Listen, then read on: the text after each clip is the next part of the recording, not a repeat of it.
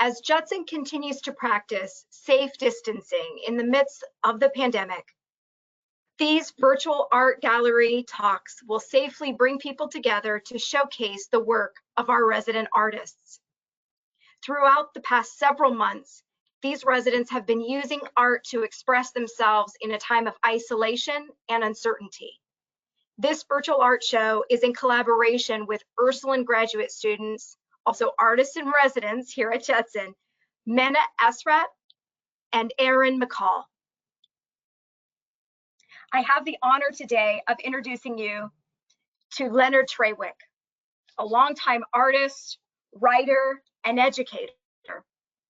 Leonard has recently been experimenting with monotypes in Judson's art studio and has created powerful and moving works that he will be sharing with us today. First, we're going to have the opportunity to hear Leonard's story as he shares with us his background and his process in the creation of his art. Then he will walk us through the pieces that he's created and discuss the inspiration behind his works. Please join me in welcoming Leonard Trawick. Hello. I've been painting and drawing since childhood. In my working years, I was an English teacher, but I continued to draw and paint as an avocation, mostly in pen and ink and watercolor. When I retired in 2000, for 8 years or so, I took classes in printmaking at Cleveland State University. When I moved to Judson Park in 2013, I was delighted to discover its large and well-stocked art room under the leadership of Kathy Bryan, herself a masterful watercolorist. I also discovered the splendid weekly ceramics classes taught by Donna Ernst. I never worked in this medium before, but since my arrival at Judson, I've attended these classes devotedly. A further resource of the art room was the legacy of the late Dr. Robert Stone, a distinguished physician who on retirement devoted great energy to the art of printmaking. He left to the art room, among other things, a nice small press for making prints.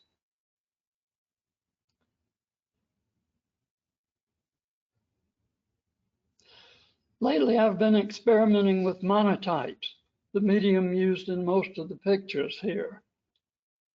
Monotypes are single prints made by applying relief ink to a plastic sheet and transferring the image to paper through rubbing or a press.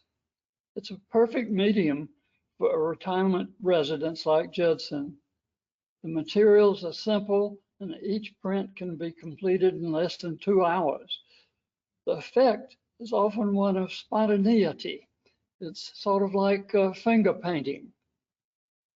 Here I am with a group of residents in this demo that I put on. And on the left-hand side, I'm beginning to roll color onto the plastic plate.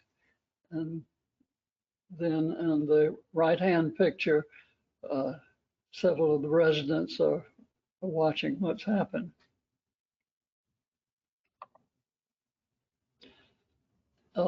Now the picture has been laid out onto the plastic sheet, put the plastic sheet into the press, and here I am and then I put paper on top of the plastic sheet, and here I am rolling the plastic sheet with the paper through the press. On the left and on the right, there's the finished picture coming out of the press. Okay, the Mystic Bowl. In this monotype, I was experimenting with textures. I rolled on a background of black ink with a little blue in it. Then I made a bowl image by wiping out the black ink with Kleenex and painting in some yellow ink. I made the fumes with a stiff bristle brush, scraping away some of the black background. And I also indicated the horizontal surface of the tabletop by making scratches with the bristle brush.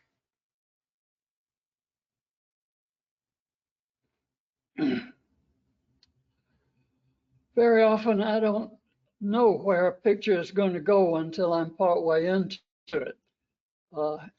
In this picture, I started by rolling on a thin black base with the thin places suggesting clouds and the landscape in the foreground. So I started out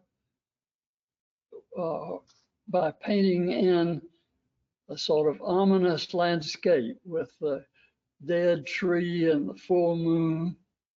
I wiped a clear circle in the plastic for the moon and used solid black ink for the dead tree and the mountains in the background.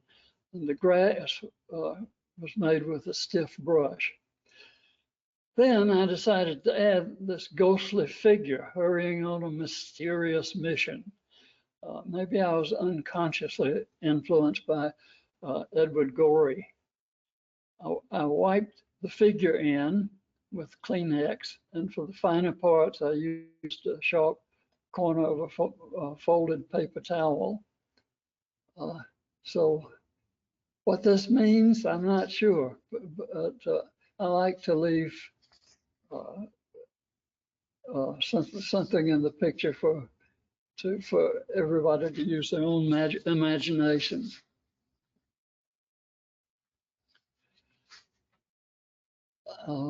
I first wiped this figure out of the black background without any clear idea of what it was going to look like.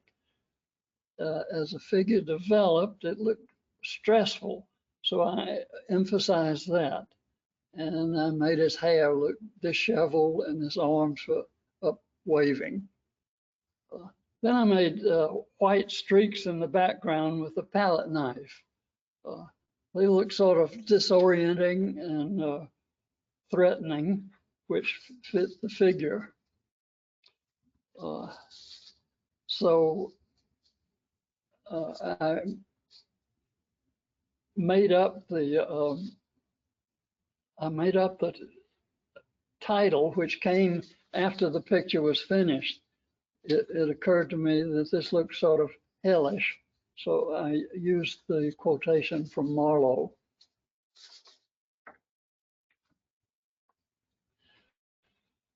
Icarus and his father Daedalus were trying to escape from Crete. Daedalus made them wings using feathers and wax, but Icarus flew too near the sun, the wax melted, and he fell into the sea and drowned. So this is my version of that. I made the debris from the melted wings by scraping the palette, striking a palette knife over the background. And as in the previous figures, I wiped Icarus out of the background using Kleenex and a folded paper towel.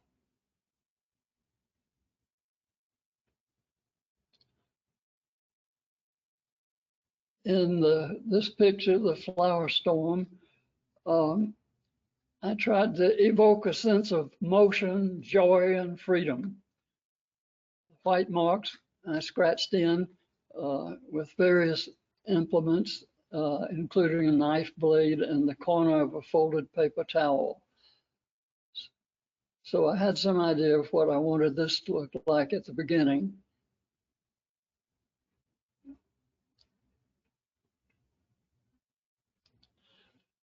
Primordial Soup is a purely abstract picture, and I used primary colors, that's sort of primordial, and I tried to give a sense of seething motion.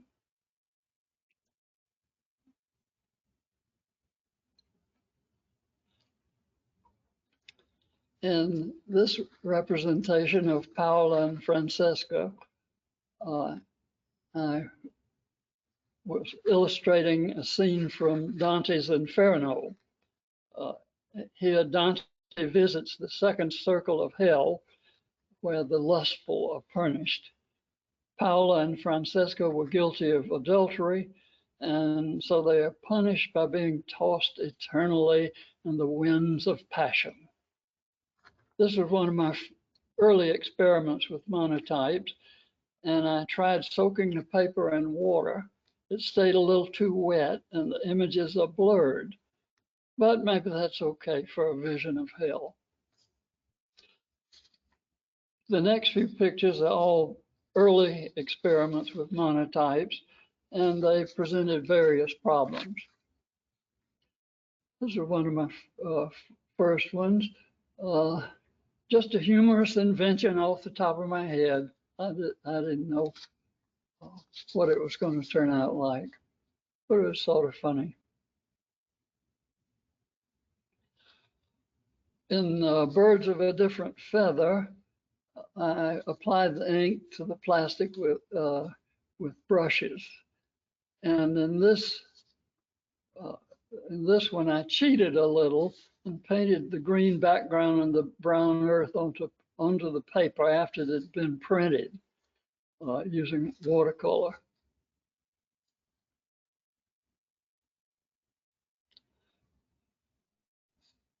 What's this? I started this monotype without any idea what it would turn out to be. The bemused young guy seems not to know either, any more than I did, what to make of the little angel with the butterfly wings. So the viewers can make their own decision about what this is. This was painted on the plastic matrix with brushes, and I also touched it up with on paper with watercolor.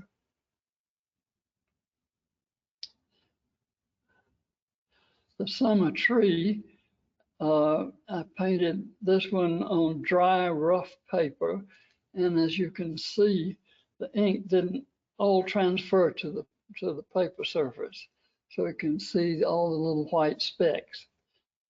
But this can be a useful effect sometimes if you're trying to do it.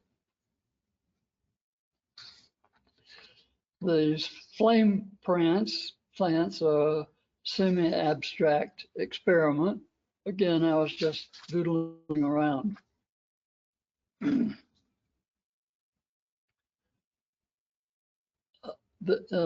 this monotype, I also printed it on dry, rough paper. And again, the ink didn't completely transfer to the paper, leaving all the white speckles.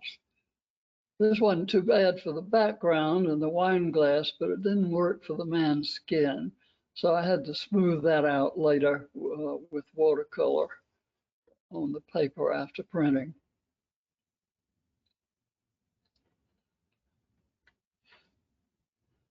This is the last monotype I'll show.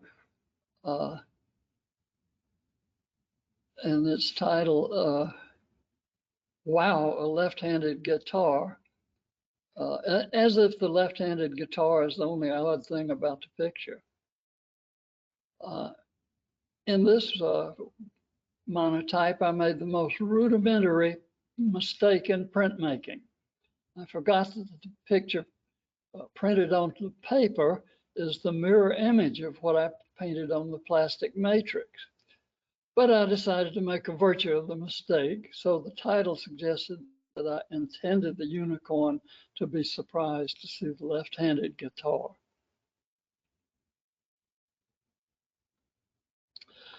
Next, I'll show 3 of the watercolors I've painted while at Judson Park. All 3 are based on photographs that I took earlier. Some years ago, my wife and I often took short trips through rural Ohio farmlands, driving on secondary highways. We saw a lot of abandoned and decaying farmhouses, one-room schools, churches, and so forth. I took pictures of them and called them Vanishing Americana. And then later, when we moved to Judson Park, I made a number of watercolors based on these photos, possibly influenced by Edward Hopper and Charles Birchfield. This particular picture was once a rather elegant farmhouse. It was deserted when I took the picture, and last time I passed the place, it had completely disappeared. So it was indeed Vanishing Americana. In the watercolor, I depicted the house as accurately as I could make it, but I improvised the surrounding landscape, the corn, the birds, the lumber, and the old tire. In these farmlands, you could often see a hawk being chased by a bunch of smaller birds, as up in the left of this picture. And maybe the crow on the roof could be an omen of death.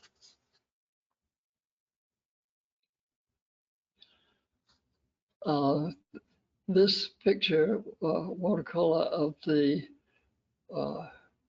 deserted Methodist church in New Stark. The church is architecturally accurate, but I invented the surroundings, including the mysterious stranger. Again, last time I passed this through Studi Butte, the church was no longer there.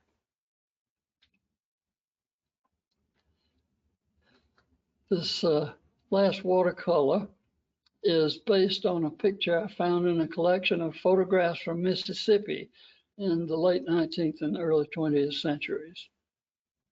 The date of the photo and the identity of the bridesmaid are unknown. The original photograph contained two young women in identical fancy garb, so they certainly looked like bridesmaids. And they are standing on the edge of a cow pond.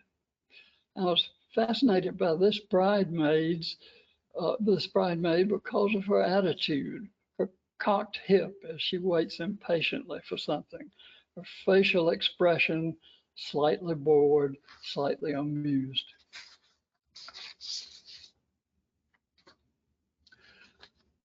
Now what follows is about a dozen of the ceramic pieces I've made at Judson Park under the wonderful direction of Donna Ernst. Somehow I always want my pieces to have a utilitarian purpose, so I've made mostly bowls and plates, but I often incorporate animals or human figures into them. This serving bowl is one that illustrates this. The Judson Park Art Room has a very nice kiln, but no pottery wheel. So all the pots and dishes are shaped either by hand or in the mold. This dish is almost perfectly round because it was started by settling a thin sheet of clay into a bowl slightly larger than the finished piece. The clay was rolled out like pie dough. When the clay hardened a bit, I could lift it out of the mold and smooth it and finish it. After the bowl dried completely, it was fired in the Judson kiln. That took about 8 or 10 hours. Then I applied my own decorations with different colored glazes, and the piece was fired again. The result is dishwasher and microwave safe. The firing and glazing process is the same for all of the following pieces. I made this Starry Night dish. I made the cross-hatched blue background by raking a comb-like tool over the clay. Then I cut out the stars separately and stuck them in place. Painted blue around them with glaze.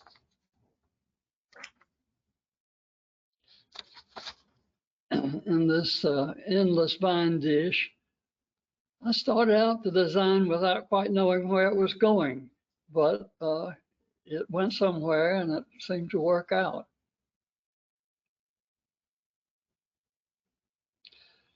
Here's one of my animal pieces. I call it a bluefish dish, but I didn't really make it very accurate. Maybe I should call it a blue and red fish. It's slightly raised, a sort of bas relief in the middle of the plate.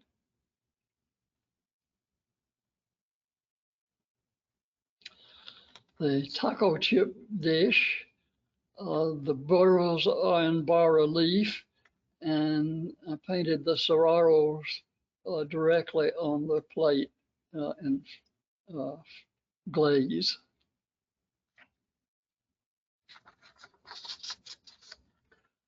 The duck-billed platypus butter dish. I've made a number of such butter dishes with different animals, rabbits, raccoons, beavers, and so forth on top.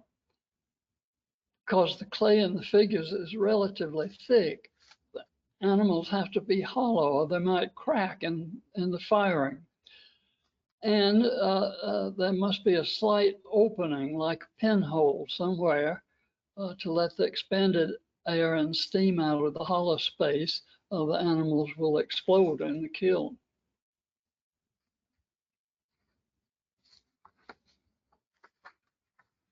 I made this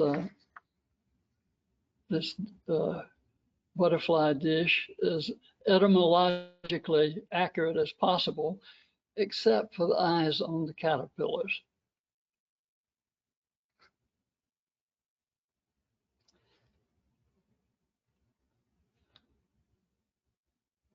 This blue jay dish, like the butterfly dish, is all hand-shaped. And again, this one I tried to make fairly accurate blue jay markings.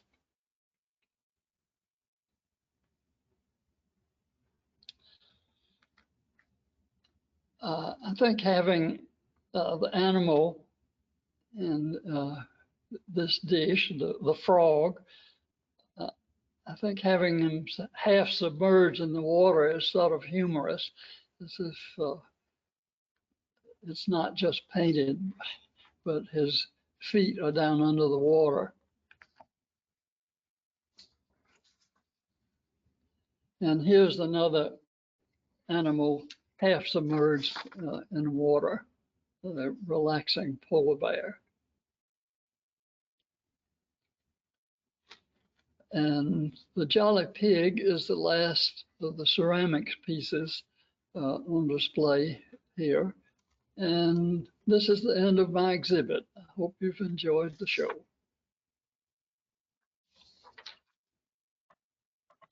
Thank you so much, Leonard. This was truly a joy to have you showcase your work in this way. So thank you for participating. And also a special thanks to all of the Judson Associates and Ursuline students and artists who made this series possible.